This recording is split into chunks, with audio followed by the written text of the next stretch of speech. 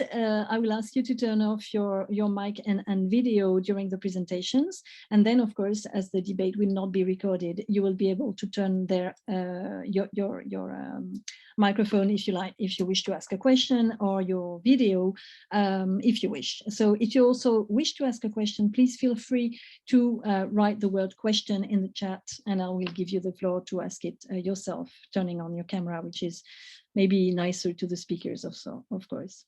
So Carine, Alberto, thank you both again for being here with us today. And please, Carine, the floor is yours. We can't hear you. You're muted. Again, thank No you. problem. Thank you for inviting me. Just a little thing. I'm professor in economics, not thank you. I think younger. Nope, it's not that. I don't know what I did again. Yes, it's here. Can you see the presentation? Okay, perfect. So let me go there.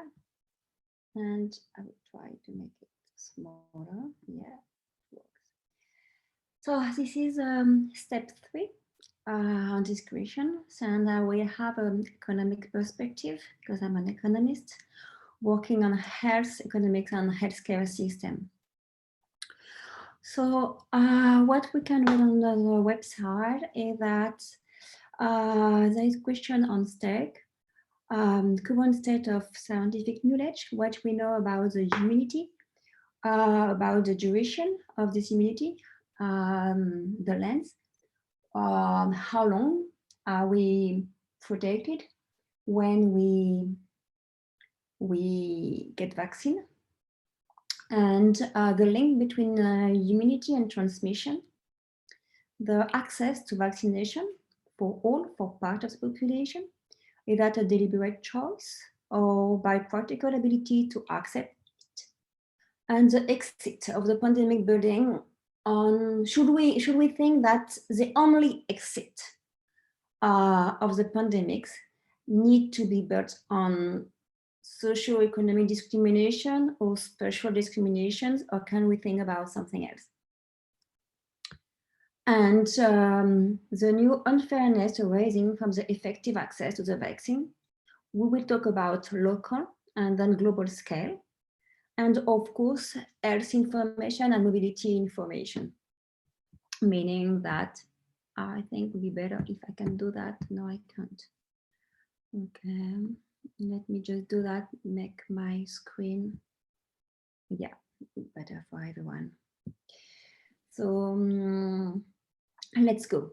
About current state of scientific knowledge, duration of the immunity, everything is based on probability. I mean, we don't know. We cannot have a crystal ball where we can read future.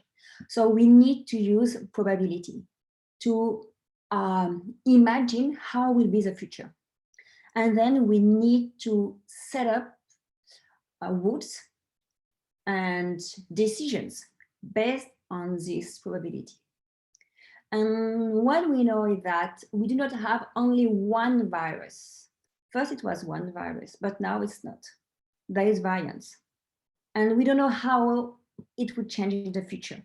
So far, we are lucky. We have vaccines.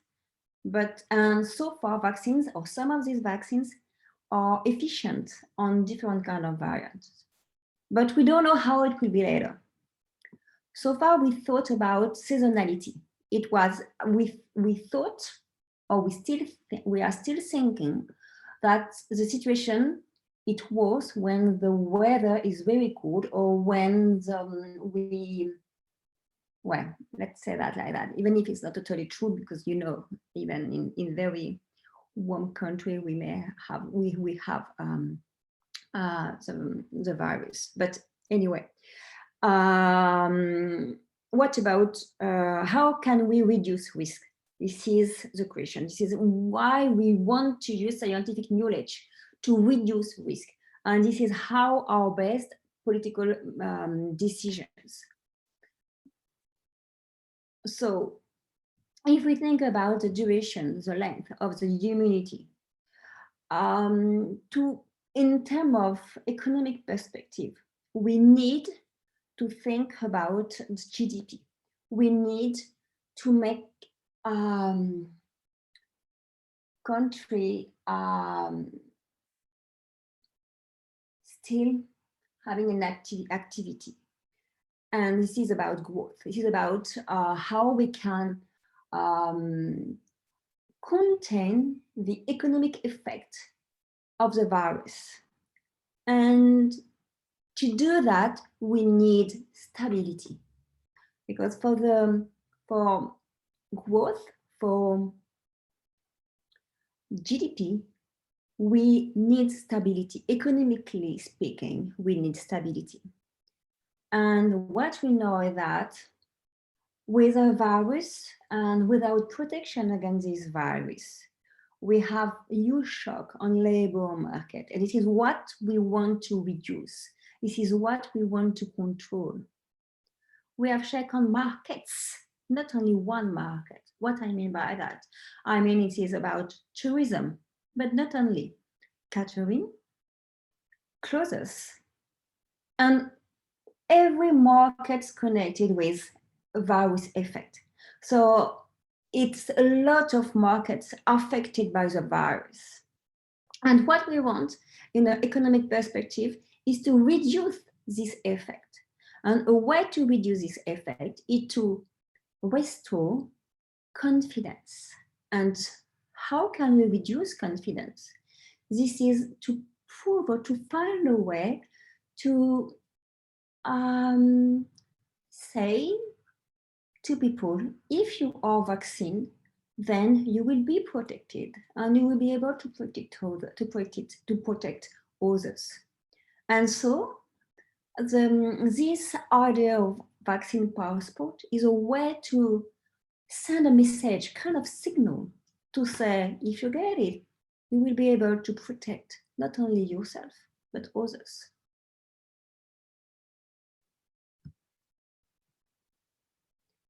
So does it mean vaccine for part of the population or for all of them?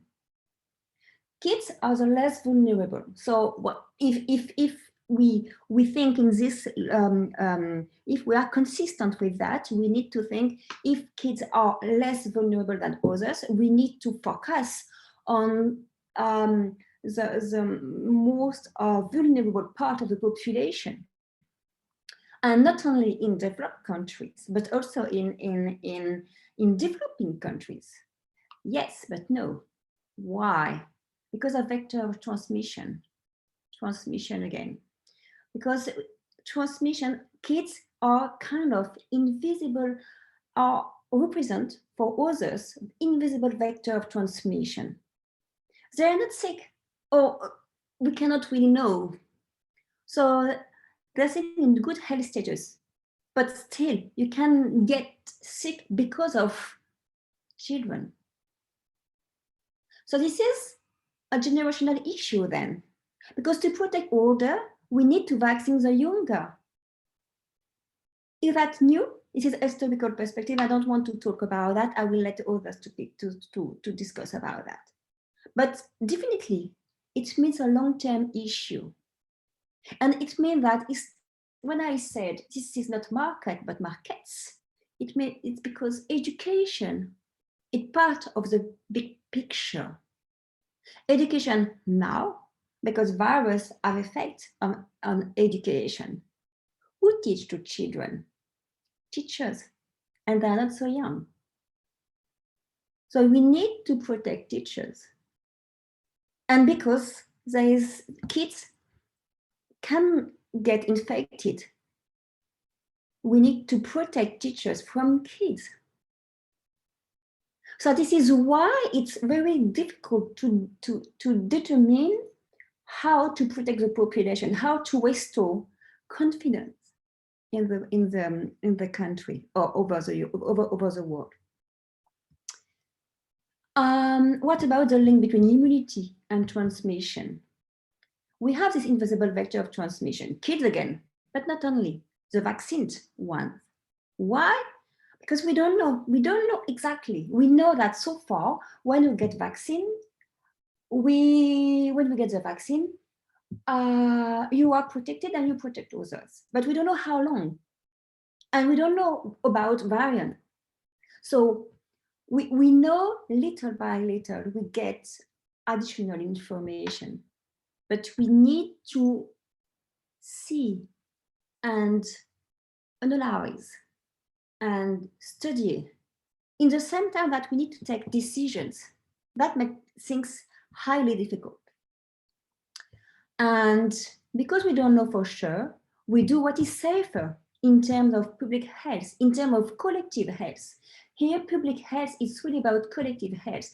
We can read some confusion between public health and prevention, but here, when I say public health, I really mean collective health. So what we do is that we are taking decisions not only for health reason, but for public health reason. About deliberate choice, it's a chain of decisions about country. What we say about country is about the price, about the monopoly, and impact on price. Let me explain this part. When you are in a country where the state can pay for all the population, it's not actually the state. You can answer to me, well, it is through tax, so we pay for that in another way than just to pay for the vaccine. But anyway, don't think about that 1 minute. Think about you are in a country where the government can decide and can take that into can decide to pay for the vaccine, like in Israel. They accept to pay a huge price because the pharmaceutical firm is in monopoly, and they can decide the price. So you have a huge impact of price on the economic, and you have to consider what is what's the best decision to take for country. Is that to accept to pay a huge price to protect the global population and to restore the economy in this country, or is that better to refuse to pay this huge price and to negotiate, to enter in a negotiate process to get a lower price, but to have more impact economically speaking? And here we are in developed country when I have this kind of thinking, but you have part of the world, large part of the world, where they cannot pay the price, even if they negotiate for a lower price. So you state countries according to their ability to pay and the price they are willing to pay. Deliberate choice depends on ability to negotiate to get stock of vaccines, depend on ability not to negotiate the price of vaccines, like in Europe, European countries, the European Union, and depend on trust on vaccines. Even if you have vaccine on your country, if you don't trust in the vaccine, you may refuse, individually speaking, to be vaccinated and on country. So it's not the same rule everywhere, not the same rule for coming in, not the same rule between countries, and not the same, and there is no common rule. You can think about bilateralism. You can consider that between two countries, they can decide the same rules, but then you can observe that we do not have the same rules when we have a more global view. And what we know is that about the WHO, they're not so far. This organization is not pushing for vaccine passport so far, because they consider that it's more urgent. It's an emergency to protect the vulnerable part of the population before protecting children or people without, not older people, or without chronic disease or comorbidities.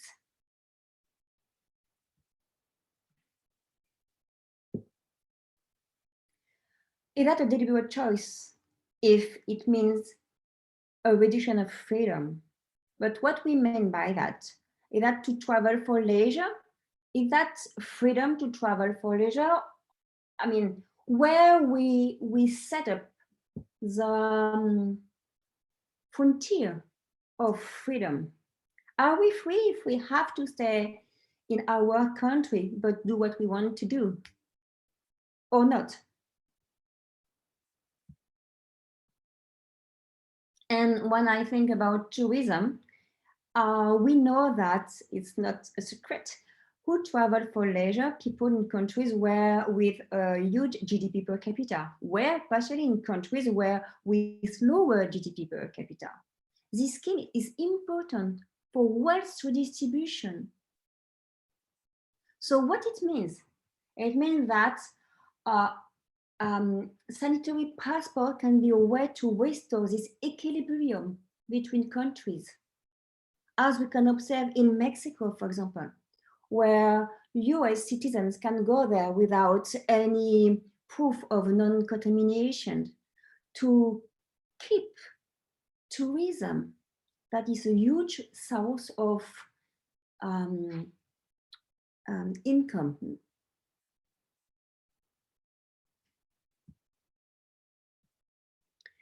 By particular ability to access it depends on internal rules of the country where individual is, depend on healthcare system and vaccines, fee, reimbursement. If you know that you don't have to pay, your decision to get the vaccine will be different than if you know that you will have to pay. If you know that you're in one country and you have to move in another one, but everything will be taken in charge with your own country, your decision to move will be not the same as if you have to pay for it.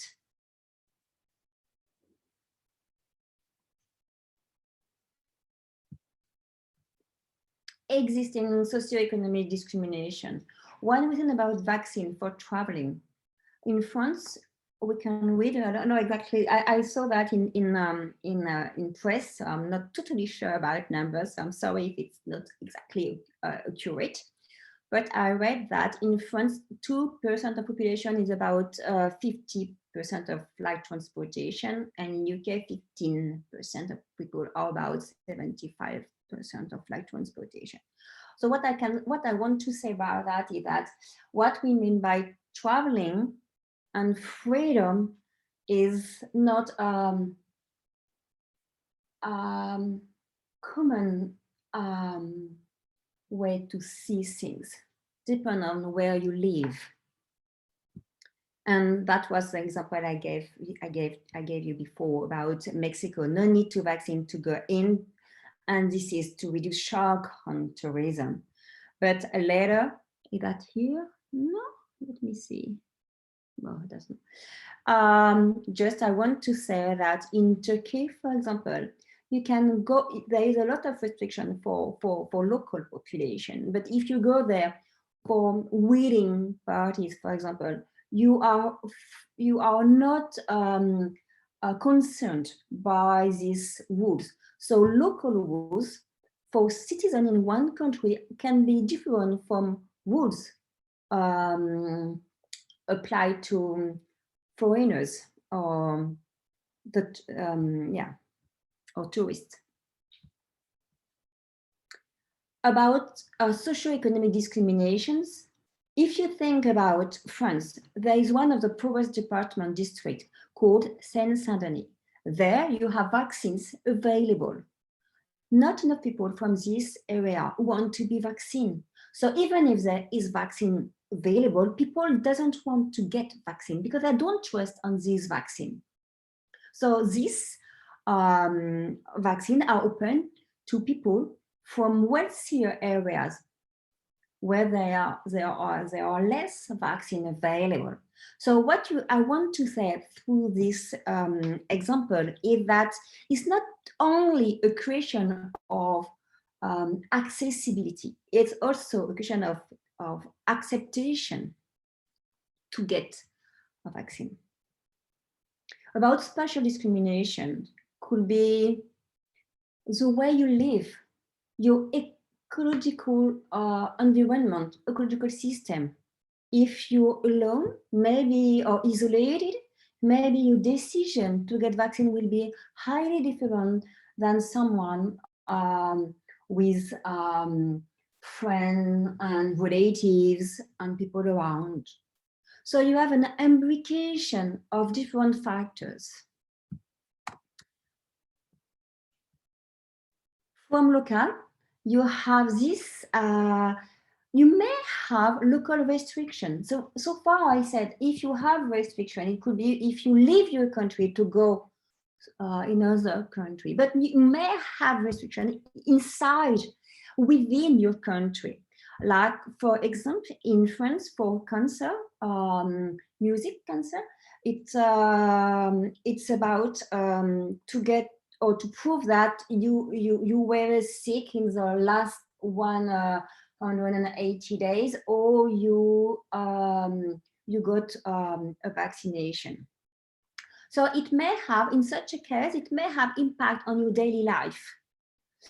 So then your decision may be different if it has it's to get vaccine and an impact on your daily life or not. And it may have an impact even if it's not real. I mean, what I want to say by that is that your perception of what is expected from you or not is something that will affect your decision. So it's not only based on the real rules, but it's also based on the perception you have on rules within country and outside of your country.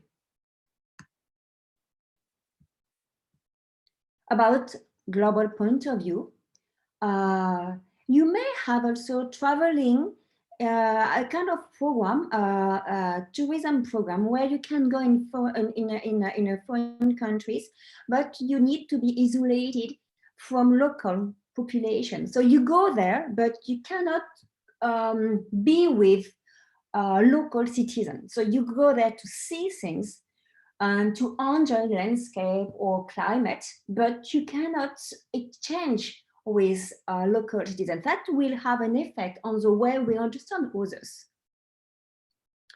And so, yeah.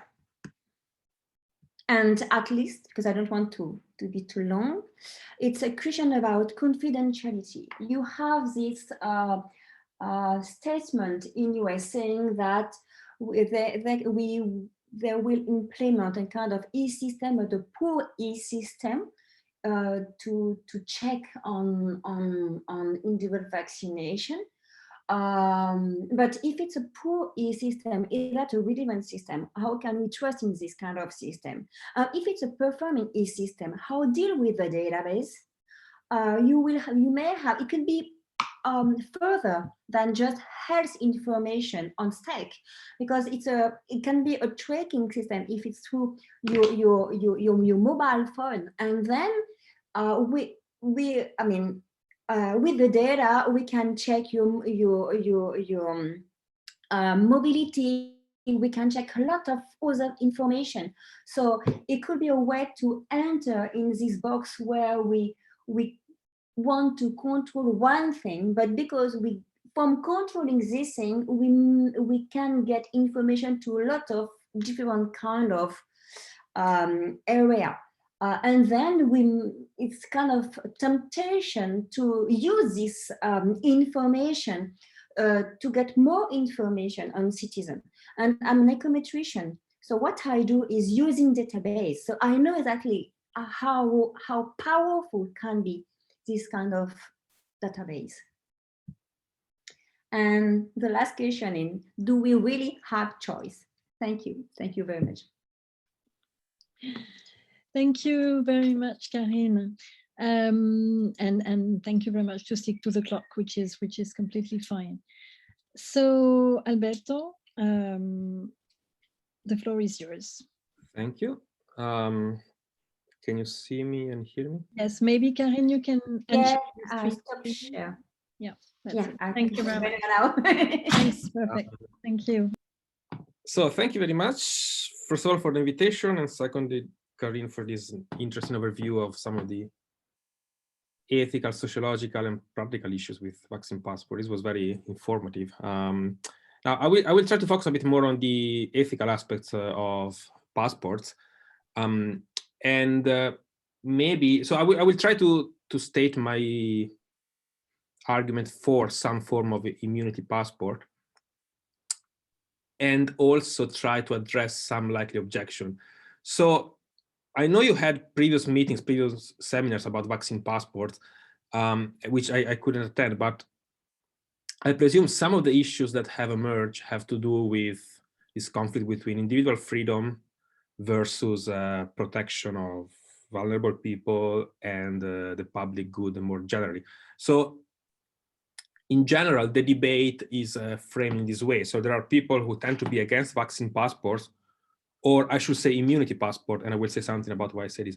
So people who tend to be against immunity passport, who tend to focus more on the relevance of individual freedom and on the problem with potential discrimination that the vaccine passport or immunity passports would introduce.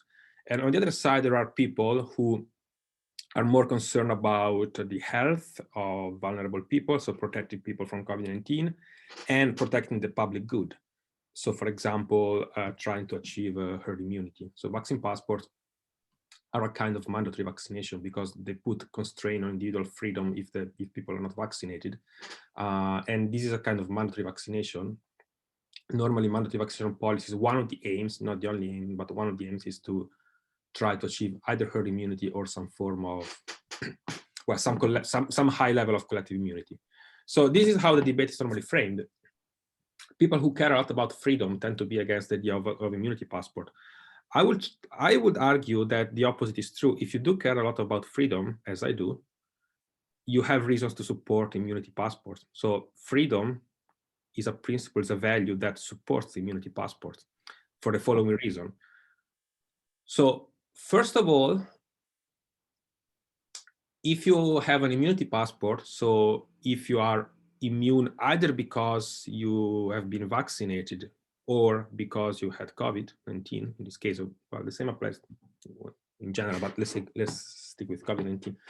So if you are immune, or if you are likely to be immune, so we know that no vaccine is 100% effective, and we know that even if you recently had COVID-19, it might be that you are not immune. So there are cases where people get reinfected or where vaccines don't work 100%.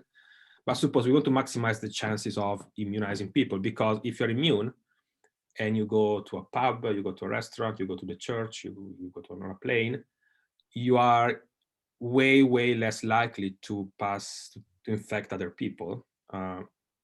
And among these other people, there are people who, even if they have been vaccinated, might be in some vulnerable group for whom COVID-19 is a serious threat. So precisely because vaccines are not 100% effective, even if you interact with other people in an environment where these other people are vaccinated, you might still pose a risk to other people. So you want to minimize the risk to other people.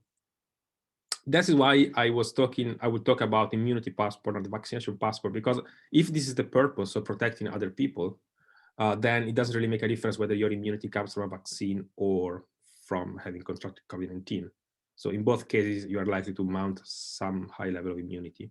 So it doesn't really matter. Actually, I think there are strong reasons not to vaccinate at this moment people who recently got COVID, because given the scarcity of vaccines, those vaccines are better used for people who are less likely to have immunity, so people who didn't have COVID. But anyway, so I would talk about immunity passport because the point is protecting vulnerable people who do need protection even if they have been vaccinated. Besides, there are many people who cannot be vaccinated for medical reasons. That's true for every vaccine, not just for the COVID-19 vaccine. Every vaccine has some medical exemptions. So people might say, yes, but what about my freedom not to be vaccinated? So if I want to go to the pub, I shouldn't be required to show proof of vaccination, because I should be free to go to the pub, and I should be free to refuse the vaccine. And I should be free to not declare my vaccination status to whoever is in charge of checking whether I'm immune or not. That is true. So that's one that's one aspect of freedom, the freedom to refuse the vaccine without paying significant costs. So if you are prevented from going to the pub, I say going to the pub as an example of many other activities that might be included in this scheme. So one might say, if I cannot go to the pub if I'm not vaccinated, then I'm not really free to refuse the vaccine, because my freedom to refuse the vaccine comes at a higher cost. So it's like, suppose if there is a fine for non-vaccination, then you can say, yeah, I'm happy to pay the fine and to refuse the vaccine, because well, some people can do that, but it's still a limitation of freedom. So some people might say, yeah, my freedom matters a lot. We live in a liberal society, we value freedom. So I don't want to be limited in my other liberties simply because I refuse vaccination. There is another side of freedom. So it's the freedom of people who are vulnerable to COVID-19 and might not be protected even if they're vaccinated, and the freedom of people who cannot be vaccinated for medical reasons to do exactly the same thing as you. So these people need to be free to go to the pub, to travel as much as possible. I mean, if they have the condition, those conditions in themselves might prevent them from doing normal things, but other things being equal, these people have a right to enjoy the same kind of freedom. So if you are concerned that by going to the pub, you might get infected and you are in a vulnerable group, then again, you're not really free to go to the pub, right? Because freedom is not just what the law allows you to do. That's one sense of freedom. It's not the most important, not even the most interesting sense of freedom. Freedom means having a reasonable expectation that the normal things you can do in life are at a relatively low risk. Of course, some people have irrational fears, and that's so if the fear is irrational, we should not accommodate irrational fears. But if you're in a vulnerable group and you want to go to the pub and you are concerned that some people there might not be vaccinated, then that's a reasonable concern, because if you go there and you get infected with COVID and you're in a vulnerable group, that's going to be very bad for you. You risk dying, especially if you're old. So the freedom of these people matters a lot. So it seems that it comes down to a conflict between two kinds of, it's not really freedom versus public health, freedom versus harm prevention. It's a conflict between two kinds of freedom. And which kind of freedom should prevail? So the freedom of people to refuse the vaccine, or the freedom of other vulnerable people to have a normal life, go to the pub? Well, if it seems we need to choose the lesser of two evils. So we're going to have a limitation of freedom in any way, but the freedom to have a normal life feeling reasonably safe is more important. And the reason why it is more important is that the cost of giving up on that freedom is much, much larger if you have to give up on doing normal things, going to the pub, going to the shops, travel, than if you have to give up your skepticism or refusal or whatever belief prevents you from getting the vaccine. So the cost of getting vaccinated is very, very small. The cost of not being able to have a normal life is very, very big. So it's not just about freedom. So given that we are going to have a violation, an infringement of freedom anyway, we need to go for the ones that entails the smallest cost, and the smallest cost is vaccination. So vaccination is a very, very small cost option. Well, economically, first of all, I'm talking, say, for example, in the UK, vaccination is free. COVID-19 vaccination, I mean, anyone can get it. Now the UK is vaccinating 30-year-old people, so we have covered basically all the adult population almost. In a few weeks, every adult individual will be offered a vaccine. So the cost of getting a vaccine is very, very small, much smaller than the cost of not being able to have a normal life. So this is an argument based on freedom to allow some form of immunity passport. Now, there are some qualifications on this. So I said that the cost of vaccination is very small. Now, this is true, and that's the reason why we should have vaccine passports. We should enable other people to be as free as possible by doing something as simple as being vaccinated. However, for some people, vaccination is not a small cost option. So like for every vaccination scheme, also for COVID-19 vaccination, there should be exemptions. So for example, most obviously people with medical exemptions. So these people should not be required to show vaccination, the proof of vaccination, because for them, vaccination is not a small cost thing. So it's quite over demanding. I would say that the same argument, so we should have exemptions for people for whom vaccination is not a small cost, is not so obviously as a small cost option. For example, children. I don't think we should have any form of mandatory vaccination for children at this stage, including vaccination passports, because children are at a very, very low risk of COVID. And because we really don't know the safety profile of COVID-19 vaccines. So we are talking about something that might impose some risk on children, and for no benefit at all to children. Children do not benefit from COVID-19 vaccines. But we will be vaccinating children basically in order to protect other people. And this might be a sensible thing to do, but we will really need to know more about the safety profile of the vaccine, because I don't think we should use children as a mere means to protect other people if we are not sure that the cost to children of being vaccinated is small, and we don't know at the moment. Now, the FDA has approved the Pfizer vaccine for children now, but we still know very little because we don't know the long-term side effect of vaccines. It's also true that all countries approved the AstraZeneca vaccine, but then there were some problems that came out after that. So we need to be a bit careful about children and young people in general. So these are kind of exemptions I would apply. Of course, if you have a vaccination scheme, you would need to have exemption temporarily for those whom have not been offered the vaccine yet. So there are two ways you can go with that. One thing is that, so if someone has not been offered the vaccine yet, you might want to introduce a vaccination passport, and these people will need to wait a few months or weeks before getting the vaccine. There will be some unfairness. Maybe if it's a for short period of time, we can accept that, or we can wait until everyone has been offered the vaccine before introducing a passport scheme, or we might exempt these people. So the point is always you need to have as many people as possible vaccinated around the vulnerable people in a way that ensures enough level of protection to these people, but also minimizes the risk and the level of unfairness for other people. One thing I would say, some people are concerned about potential discrimination if we introduce vaccination passports. I think that concern is a bit misplaced. So we would have a problem with unfair discrimination if the distribution of the vaccine within a country was not fair. So if someone cannot access the vaccine because of some barrier, some injustice, some background injustice, then as a consequence, vaccination passport would be unfair. But if you have a situation where everyone has been offered a vaccine or the vaccination rollout is fair, now I don't see that there is a problem of discrimination against those who refuse the vaccine, because people can easily avoid being discriminated by accepting the vaccine. Now, if people refuse the vaccine for personal reasons, other moral reasons, religious reasons, whatever, then the problem that arises is not so much of discrimination, because the vaccine is there for them for use. There's a problem, again, of freedom. So that's the real problem, again, the real conflict of values between freedoms. So if someone has some religious opposition to some vaccines, for example, vaccines that are linked to abortion, like the Oxford AstraZeneca vaccine, there is a problem about religious freedom.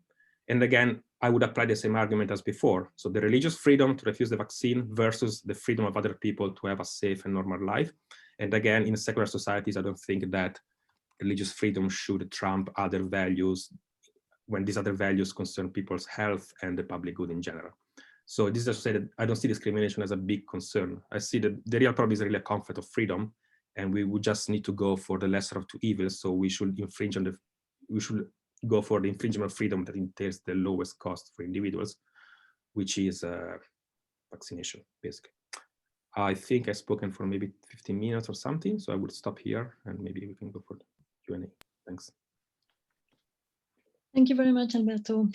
Okay, well, thanks to both of you again. And as I told you in the beginning, everyone is the most welcome to write his or her name in the chat to ask a question, or her name or question. Okay, and I will give you the floor if you want to raise a question. So please feel free to do that.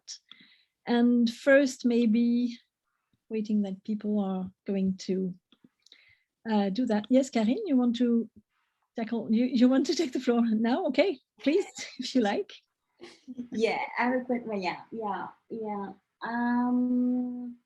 You raised one question. You said we need to be vaccinated to protect others.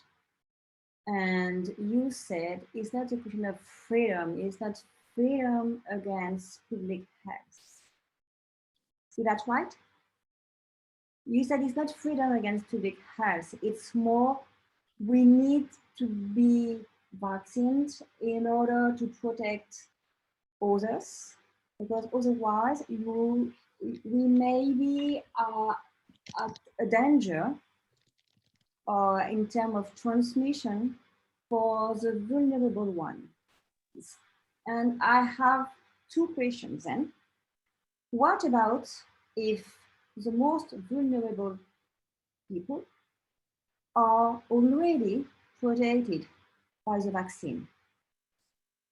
Then even if you refuse to be protected by the vaccine, this is your choice.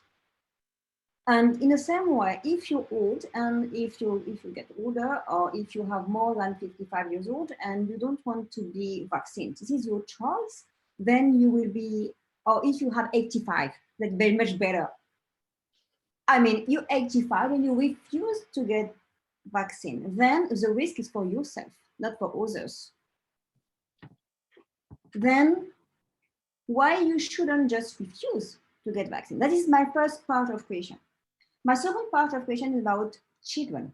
I think something is not consistent in what you said, but let me know if I'm wrong. I mean, I can accept it. You said for children, we shouldn't take the risk. But it is the same thing, because there are invisible vector of transmission. This is the worst. We don't know if you will get sick because of this virus, because of kids or not. We don't know. They can't get it, and there is no way to see that because they are not sick. They can be very well. They can do tests even with water in your mouth test. Mm-hmm. And you can observe that they have the virus, but they are in good health. They have no way, there are no fever, nothing to observe that they can transmit the virus. So I think if you really want to protect population, you should start with them. Okay, I'll let you answer to these two questions. Okay, thank you. I could see Carine nodding and waving when Alberto was talking about intergenerational. I think it's a real issue. So I'll let Alberto answer if you like, please.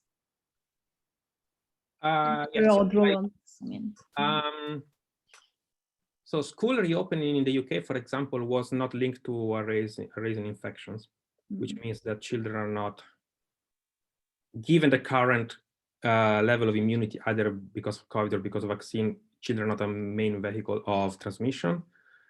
Countries like Sweden, where schools have always stayed open, unlike the UK, didn't see a higher rate of infection in teacher, for example. So this is what the evidence says, which suggests children are not a main vehicle of transmission. That's not a big concern. So we don't have conclusive evidence. We have strong indicators that children, at least in school, are not a main vehicle of transmission. But I agree that the more people vaccinated, the better, including children. My point was about a kind of mandate, was about the requirement of a passport for children. I think, given that the risk-benefit analysis is very unclear at the moment with regards to children, because any vaccination policy for children now will not be in the best interest of children, will be in the best interest of other people, which doesn't mean we shouldn't do it, but it means we need to think about, we need to assess the risk for children. So you cannot use children as mere means to protect other people if the cost to children is very large. You can do it if the cost is small. And unfortunately, we don't know at the moment whether vaccinating children en masse would have detrimental consequences on children, because we don't know the risk profile, especially in the long term, of this vaccine for children. Now, the risk of the vaccine is worth taking for older population groups, because the older you get, the larger and the higher the risk of COVID, but that's not the case for children. And the principle is that in order to protect other people's freedom and other people's health, it's legitimate to put some cost, some burden on people, but this shouldn't be too large. So we really don't know if the vaccine for children will entail a too high risk at this stage. I don't rule out if in a few months it turns out that, look, the vaccine is really, really safe for children. This is the evidence, which we don't have at the moment. This is the evidence, then of course I think we should vaccinate children as much as possible, because that's an extra layer of protection. I'm very concerned about vaccinated children at this stage. In the same ways I was very concerned about these indiscriminated, unfair lockdown policies where we closed children in their homes, we closed schools, we placed a huge burden on children for no benefit at all for children. This was done only to protect the elderly and vulnerable people. So we already put a huge cost and unjustifiable cost on children by closing schools and closing society in general. That applies to young people as well. So I will wait a bit before putting extra risk, extra burdens on children at this stage. Okay, that's actually, I was surprised to hear that in England, for example, children are mainly vaccinated against flu, which is absolutely not the case in France, for example, as being protecting aged people, actually. So that's a good example. So I actually wrote a paper about that. So I think for the flu vaccine, it makes sense to vaccinate children to protect the elderly, because the elderly don't mount like good immunity from the vaccine. The best way to protect the elderly is to create immunity around them, and children mount good immunity to the flu vaccine. But children, not a very high risk from the flu. Is the elderly risk of the flu. So in that case, a good example, it makes sense to vaccinate children, because we know very well that the flu vaccine is extremely, extremely safe for children. So if now that the COVID-19 vaccine had the same risk profile as the flu vaccine, of course I will be in favor of vaccinating, actually making it mandatory for children, but it's just that we don't know at this stage. Sure. Carine, do you want to draw on this, or shall I raise a question which actually someone from the audience? I will let people asking, and if there is no additional questions, I may. Okay. Well, maybe before asking the question that it is in the chat, because it's about religious reasons, I will just say something about this. I think it is a really important issue about intergenerational gap, actually. And as Alberto told us, I mean, we've been under lockdown to protect the aged people, the elderly people, and to protect the health of and hospital system, of course. But I usually feel that young people have been urged to stay at home. Students have been really in a bad state, and mental health has been at stake very, very much about them, to protect elderly, okay? Not themselves, because not very vulnerable, but older people. And then when the vaccine passport is implemented, it is mostly dedicated to elder people, because they are the most vulnerable, so they are the first to be vaccinated. Thanks to the passport, they can restart this social and cultural life, go to the pub, go to the restaurant, go to the movie, while young people are not allowed to do it, which I think is actually a risk, also of feeling of unfairness among young people on this intergenerational gap, which I think is important, because it also raises the issue of, are you going to forbid something to everyone because it is not allowed to some of them, you know? So the relativity of individual and collective freedom. So I think this issue of who is protecting who is actually very, very important. Okay, maybe I can ask the question on behalf of Francesca, who said that, so I'll just read it. It's a bit long, sorry for that. I'm currently listening, however, I'm not able to ask a question. So my question is for Alberto, who says that refusing the vaccine for religious reasons is not an issue of discrimination, but rather freedom. However, in the case of Christianity, something like the vaccine passport affirms various biblical prophecies and further fuels skepticism. How does the freedom versus health debate measure when some religious people believe taking the vaccine transcends just giving up your skepticism, but rather giving up your life? that is eternal life.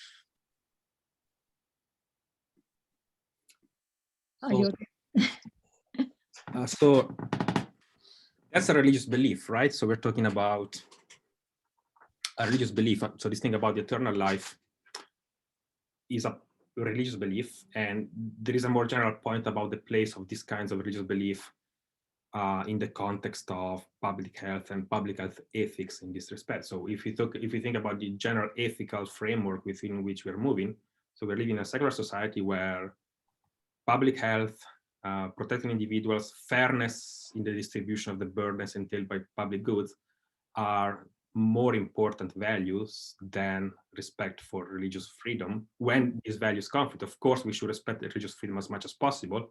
When respecting religious freedom, such as the belief that there is an eternal life, and if you get the vaccine, you will go to hell or whatever. So even in that case, I mean, that's a religious belief worth respecting if it doesn't conflict with other public values and with public health. So I would say about this the same thing I say about any other religious belief. However, one thing important is that it's far from clear that it's impermissible for Christians to refuse this vaccine. So the Pope, I think the Pope got the Roman Catholic Church, the Pope got the Pfizer vaccine, but the official position of the Church is that if some grave public health issue is at stake, it is permissible for Christian people, for Catholics to get the vaccines, even if they are linked to abortion, because the link to abortion in the case of vaccine is what Christians call like material, is a remote form of material cooperation in wrongdoing. So it's not formal cooperation in wrongdoing. Material cooperation means that getting the vaccine or like participating in a vaccination program in any way does not mean an endorsement of the abortions from which the fetal cell lines were derived, from which research has been done to produce the vaccine. So the link between the vaccine and the actual abortions is very remote, and the Catholic Church has said that given the circumstance, it is permissible to do that. So we should also consider that aspect. Mm-hmm. Okay, thank you very much. I hope Francesca is happy with this answer, but she can't actually say anything. Okay, is there another question in the audience? Or I would raise a question about which is quite broad, of course, but I think the question about, okay, Francesca is thanking you for the answer. Question about what Carine said about what is actually the threshold, the threshold of freedom, which is under the freedom or beyond freedom. Okay, so because I was quite amazed to read that some vaccine hesitancy was about getting the vaccine is a limit to your freedom, to one people freedom. And but when you have, which I have actually experienced, the quarantine in Britain and the NHS or the Home Office calling you twice a day to check that you are actually isolating yourself, coming at your door to check that you are effectively at home. I mean, this you can wonder what is the threshold of freedom, because these are forms of an impressive intrusion in one's personal life. So my issue was about comparing France and the UK on this issue, because I think we are very, very in two different countries about this, because I would say that because there is in Britain traditional reluctance and absolutely no habit to be in a situation to display the proof of one's identity, to show an ID document. So in this case, an immunity document, while in France, showing any proof of your identity and right to be here or there and do what you are doing, also because France was like, I mean, I think all Europe laughed at France with the attestation, you know, with this paper that, with this sheet of paper that everybody was just had to fill before going out during the lockdown from home. And they would, I mean, so many people would laugh at this, of course, because you could just say, I'm walking my dog, or I'm going to the doctor, or anything like this, which would be completely irrelevant. But anyway, so I mean, in France, you're very much used to show a proof of your identity, and maybe mostly more and more since the Paris terrorist attack in 2015 and the state of urgency, which was implemented in the aftermath of these attacks. But I would say that in France, most of the people who are reluctant to the idea of immunity passports are because of the fear of big data control, you know, like it's something like a Foucauldian fear of biopolitics, which actually mostly comes, I think, from people who effectively spend a lot of time on social networks where their privacy is at risk also. So maybe could you draw on this, both of you, if you're inspired by this issue of relativity, of course, and maybe national traditions and difference between Britain, France, and other countries, of course, if you know, maybe China, maybe countries where you've been and you know the situation where about this? Yeah, should I go? Carine, you want to go first, or? Oh, if you want, okay. Yeah. It's kind of, in France, it's kind of equilibrium. When you got sick by the virus, it's you know that because you do a test, and after that, the Social Security call you to be sure that you know rules at the moment, because the rules are changing all the time, like everywhere. And they ask you how many people are in your household, and if you need papers to know how long you need to be isolated from others. So everything is based on you willing. It's not compulsory. You do not receive any papers if you say, no, I don't want. They have data. They know how many members there are in the household. Why? It's because when you are covered by the Social Security, you are covered, but also your children, and they have information if you are married or not, if you live with someone. They have this kind of information. It's connected with your health security card, but they do not use it.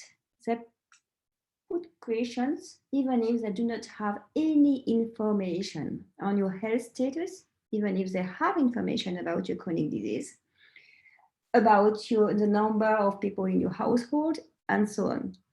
So everything is based on how on you willing to be supported by the health authorities or not.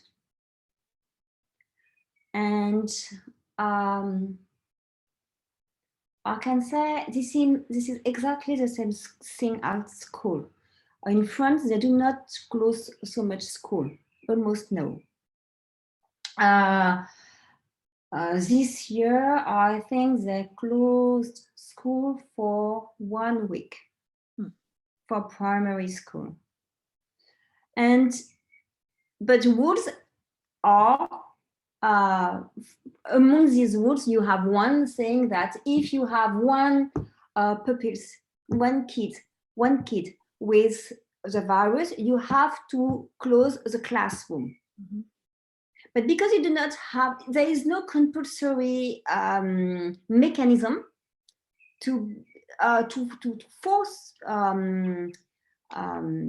families to check it, even if you have someone in the family who gets sick or by the virus. There is no mechanism to force to make it compulsory. So it's everything is based on your surroundings, because we know things from neighbors, from parents, from the place where you live. You meet people and then we get information and then we know things. But this is where everything is regulated so far. Okay, thank you. Alberto, do you want to draw Yeah, on the that? thing about freedom is interesting because it's true that different countries have different threshold for what counts as a legitimate violation of freedom. It's true that we have changed our perspective ourselves, so now the baseline has changed.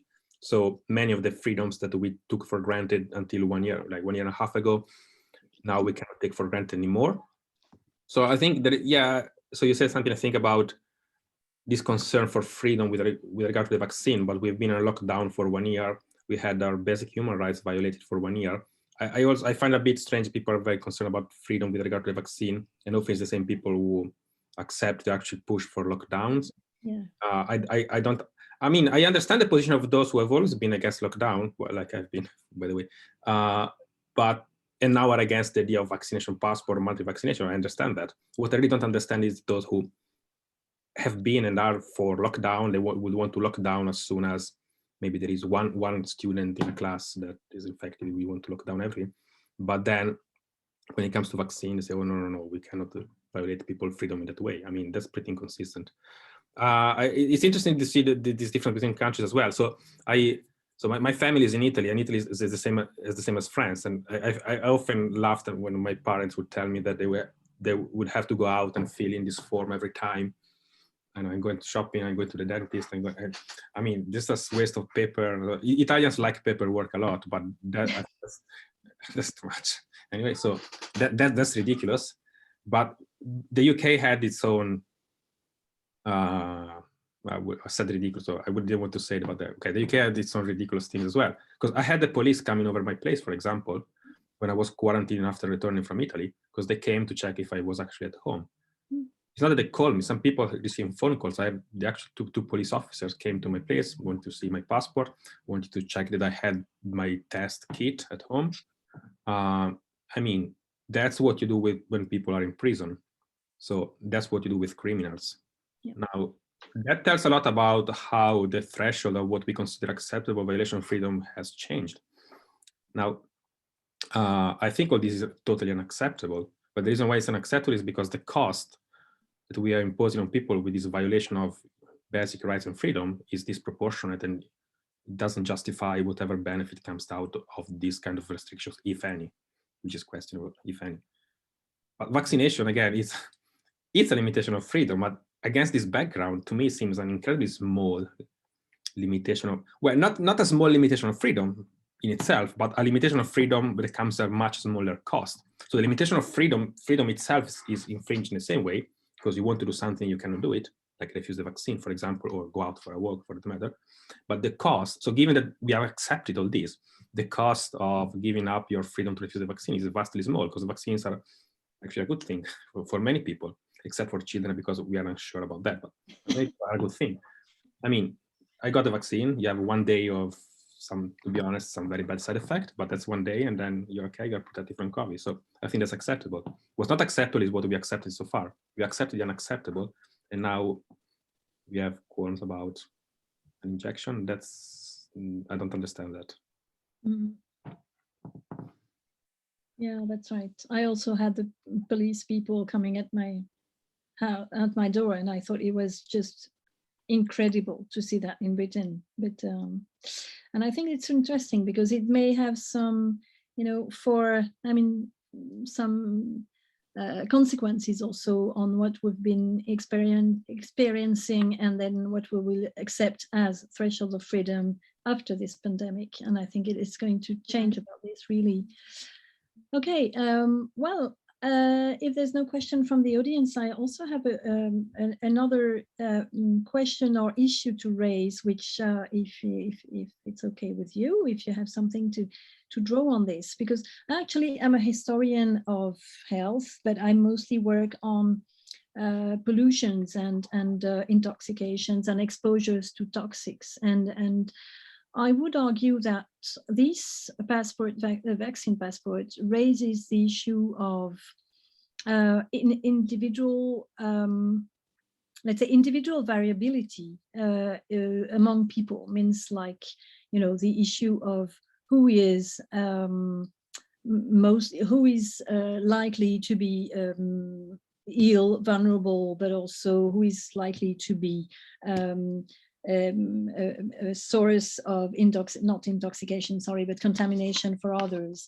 I was thinking of how can the law, because actually implementing a legal certificate, okay, an immunity certificate, which is something which is legal and gives you some rights, how can you deal how can these legal aspects deal with the individual variability on this contamination? Means, for example, exposed to the same quantity of toxics, means, for example, lead, pesticides, oils, or things like that, people would not have the same health response, like, of course, with COVID.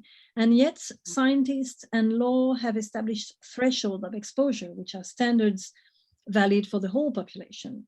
And here again, some people might be more sensitive, others might be much less sensitive, unlikely or not likely to be contaminant for others. But the law has to fix, of course, the conservative period to be reasonably cautious about the evolution of the pandemic. And it is, I think, an issue now as for young people, for example, are not keen to get the vaccine because they know that they are at very low risk themselves. So this issue of who is doing what for whom and the individual aspect compared to the collective aspect, I think is a really important, and not only in the intergenerational issue I was raising earlier, but this issue of, how can you put something which is a legal certificate who is exactly the same, and actually we don't know that, for example, people, we keep their antibodies for 2 or 3 months, another for a year or something. So how can we deal with this? Which I think is an issue again of how can the state or public health policies can deal with individual variability of disease, actually. I don't know if it's inspiring to you. Yeah, well, I mean, it's a problem in the sense that ideally, you would want a sort of personalized legislation where each individual gets exactly what is proportionate to that individual in terms of risk posed, in terms of benefit. But that's true not just for vaccine, it's true for any kind of policy. I mean, literally any kind of policy. I mean, taxation, a speed limit on streets. Ideally you want that each individual, has a proportionate ratio of risk and benefit. I mean, taxation systems are never perfect. Some people pay a bit too much, some people pay a bit too little. Sure. Speed limits, I know some people have better reflexes than other people, so you might want to allow certain people to speed up a bit more than other people, but you can't do that. Laws need to be not too fine-grained in order to be effective. So you need to strike a balance between what you can presume about majority of people, what can bring about the most benefit at the smaller cost, but there it will always be an imperfect system, and maybe it's better to err on the side of safety. Sure. But yeah, I mean, it's a problem. It's a problem, but it's a problem for.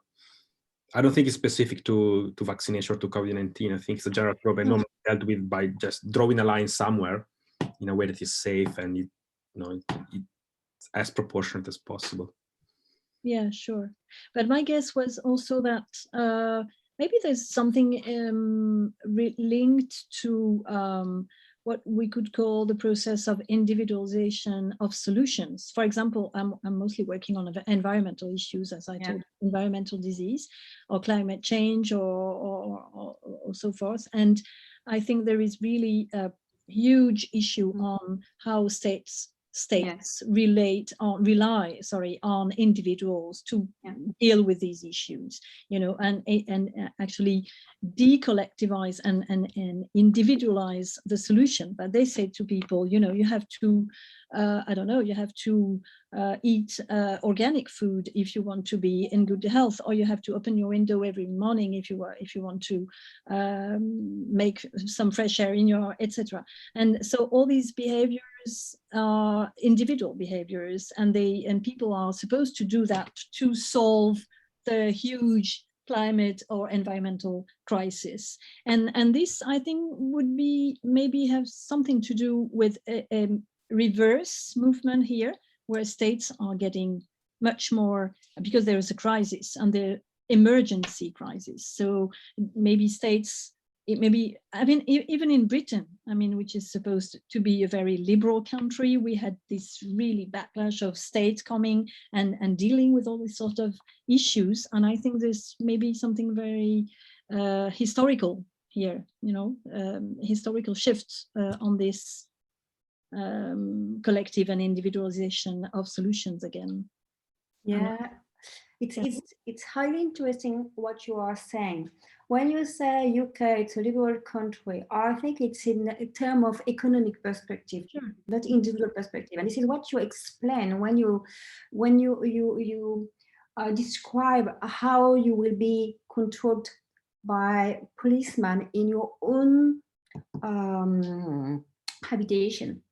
And I will answer to a question, but first of all, I just want to say something about what you said, both of you just before. You said we don't understand why we are so concerned about freedom, because during the hard part of the curfew, and we accepted a lot of things, and it was for the good of everyone.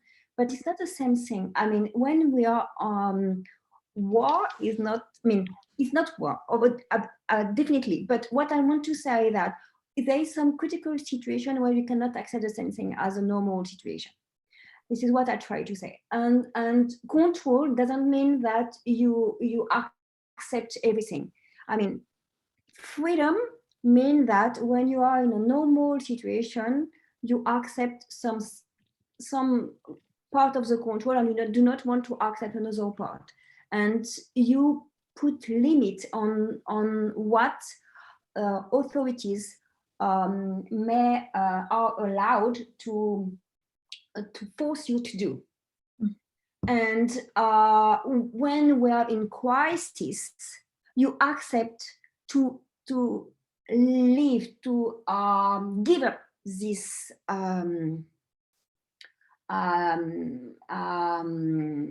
these gatekeepers for the own good of everyone. Okay, because you consider that we have to accept it, but this is for a short part of time. So we cannot generalize like that. It's not because we accepted a lot of things during a very short part of time that it means that we are able to accept everything now, and we are able to accept to live every part of our freedom, because we did it for a few weeks. I hope not. So we need to be just very careful about that, because there's something like, if it's freedom, we accept control, so we can accept everything now.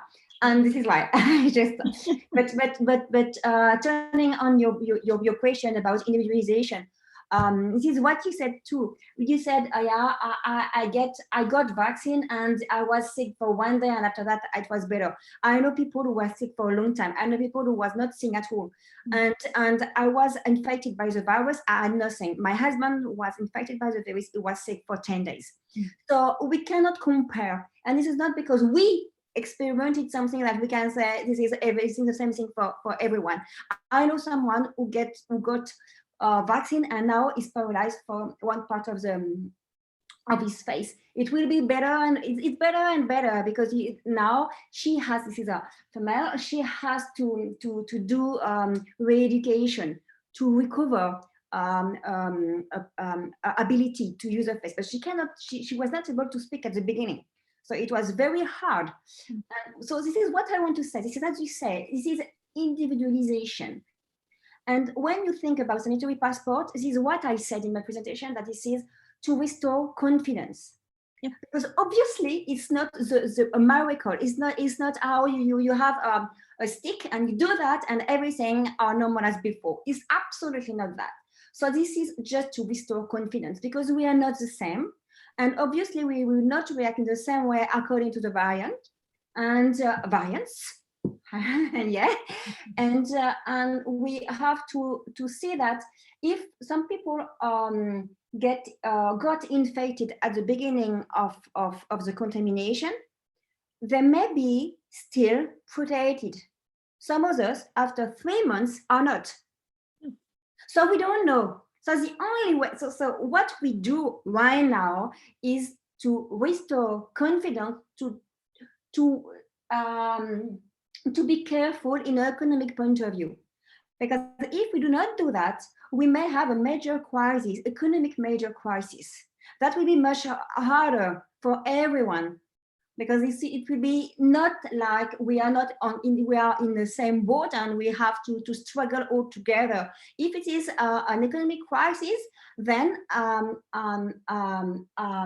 disparities will be much higher. If you are educated, you know that we can deal with that in an easier way, not easy, but easier way than someone without any level of education. And we are in a world of, we accelerated the e-something.